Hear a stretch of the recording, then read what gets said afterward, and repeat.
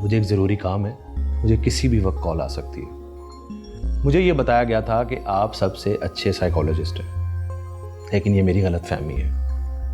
अब मैं चलता हूँ। मेरे ख्याल में अभी आप नहीं जा सकते। क्या मतलब है आपका? आदिल साहब, पिस्तौल नीचे कर लीजिए, तशरीफ रखिए।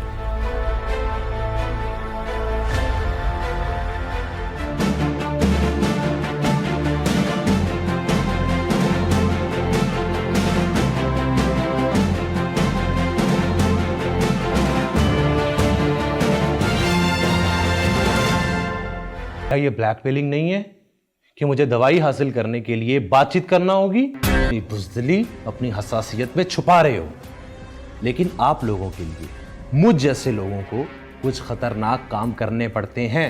आपकी ये हालत हर वक्त रहती है? क्या? आपने बताया था कि आपको नींद नहीं आती, क्या ये पिछले हफ्ते से है? मुझे सोने में कोई मसला नहीं है, मैं सिर्फ सोच में मगन रहा हूं। कौन सी सोच? इस सोच में कि इस सब को दोबारा होने से कैसे रोका जा सकता है। आदिल साहब, आप अकेले आदमी नहीं हैं जिसे नींद ना आती हो, ना ही आप पहले ऐसे शख्स हैं जो इस मौजू पर बात कर रहा हूँ, और मेरा ख्याल है कि आपके अंदर कुछ और अलामात भी होंगी। असल? कैसी अलामात? मैं वही कर रहा हूँ जिसका आपने मुझे कहा है कि मैं आपको अपनी राय दूँ, अपनी प्रोफेशनल राय। देखिए, मैं कोई गैबदान नहीं हूँ, लेकिन मैं बता सकता हूँ कि आपके साथ कुछ और भी सिम्टम्स हैं, जैसे insomnia, obsessive thoughts, mood swings, पेट में दर्द। क्या मुझे चाय मिल सकती है? हमारा आज का सेशन ख़त्म हो गया। क्या मतलब? अभी तो हमारी बातें बाकी हैं। आपने मुझे बताया नहीं मेरे साथ क्या हुआ था। इसे हम अगले हफ्ते खोजने की कोशिश करेंगे। अच्छा। आपकी फीस क्या है? पहला सेशन फ्री है, आप इसे टेस्ट कर लीजिए। अगले हफ्ते हम फीस की बात भी कर लेंगे।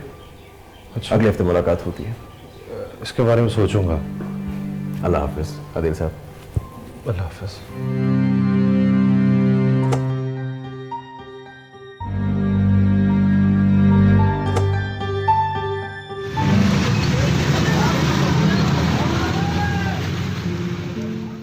ख्वाब हमारे लाशऊर की ज़बान है। बाज़ों का जो हम कर नहीं पा रहे होते उसकी तकमील ख्वाब में होती है, लेकिन इस पे हम बाद में बात करेंगे। पहले ये बताइए, आपका ये हफ्ता कैसा गुजरा? डॉक्टर सरोश, मेरे साथ फिर वैसा ही हुआ। कंप्लीटली ब्लैंक हो गई मैं।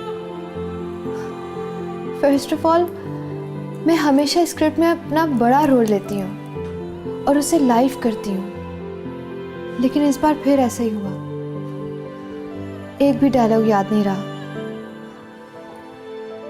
ऐसा लग रहा था जैसे मेरा दिमाग एक सफ़ेद स्लेट की मानंद हो गया हो। मैं आपको यकीन दिलाता हूँ कि ये ट्रॉमा ज़्यादा देर नहीं रहेगा, लेकिन इसके लिए एक शर्त है।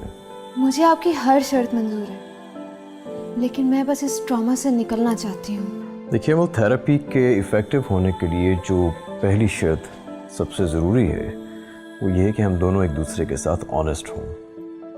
आप तो ऐसे बात कर रहे हैं जैसे कोई रिलेशनशिप बनाना हो। थेरेपी एक रिलेशनशिप ही है।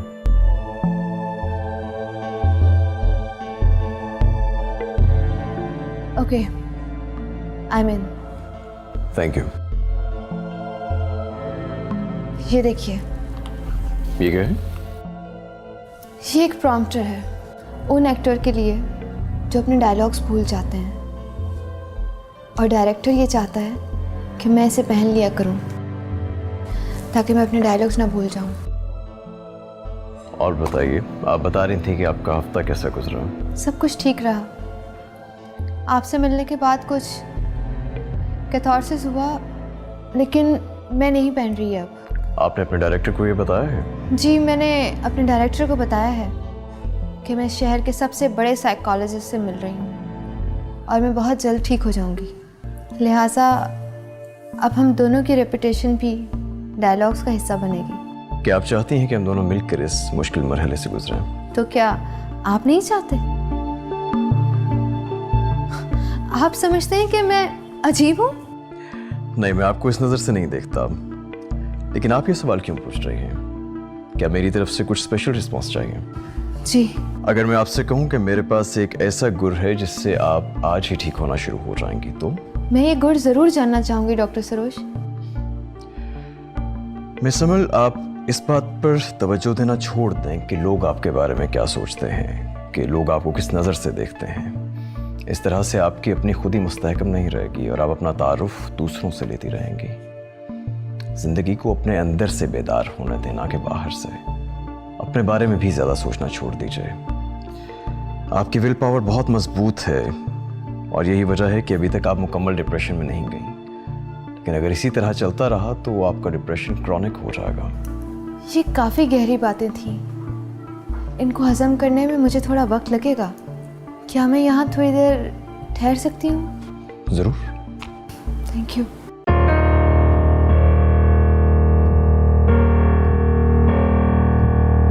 मिस अमल, आप इस बात पर तवज्जो देना छोड़ दें कि लोग आपके बारे में क्या सोचते हैं, कि लोग आपको किस नज़र से देखते हैं। ज़िंदगी को अपने अंदर से बेदार होने देना के बाहर से। ठीक है, मैं तैयार हूँ ये सब करने के लिए।